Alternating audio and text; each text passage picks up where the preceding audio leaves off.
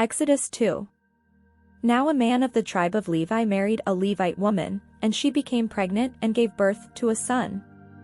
When she saw that he was a fine child, she hid him for 3 months. But when she could hide him no longer, she got a papyrus basket for him and coated it with tar and pitch. Then she placed the child in it and put it among the reeds along the bank of the Nile. His sister stood at a distance to see what would happen to him. Then Pharaoh's daughter went down to the Nile to bathe, and her attendants were walking along the riverbank. She saw the basket among the reeds and sent her female slave to get it. She opened it and saw the baby.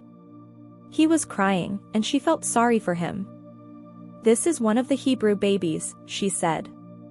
Then his sister asked Pharaoh's daughter, "Shall I go and get one of the Hebrew women to nurse the baby for you?" "Yes, go," she answered. So the girl went and got the baby's mother.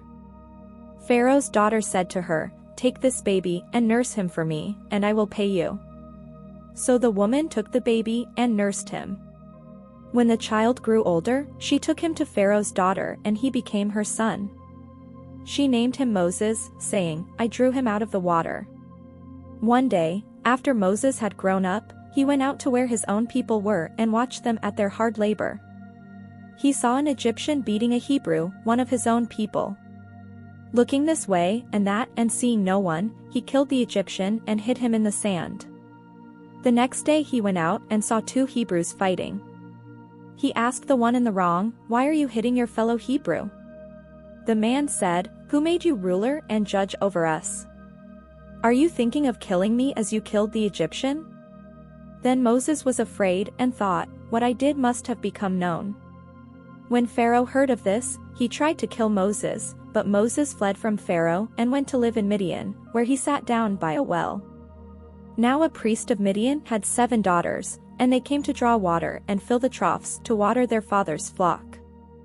Some shepherds came along and drove them away, but Moses got up and came to their rescue and watered their flock. When the girls returned to Reuel their father, he asked them, "Why have you returned so early today?" They answered, "An Egyptian rescued us from the shepherds.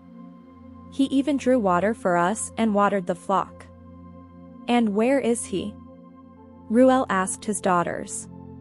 "Why did you leave him? Invite him to have something to eat." Moses agreed to stay with the man, who gave his daughter Zipporah to Moses in marriage. Zipporah gave birth to a son, and Moses named him Gershom, saying, "I have become a foreigner in a foreign land." During that long period, the king of Egypt died. The Israelites groaned in their slavery and cried out, and their cry for help because of their slavery went up to God. God heard their groaning and he remembered his covenant with Abraham, with Isaac and with Jacob. So God looked on the Israelites and was concerned about them.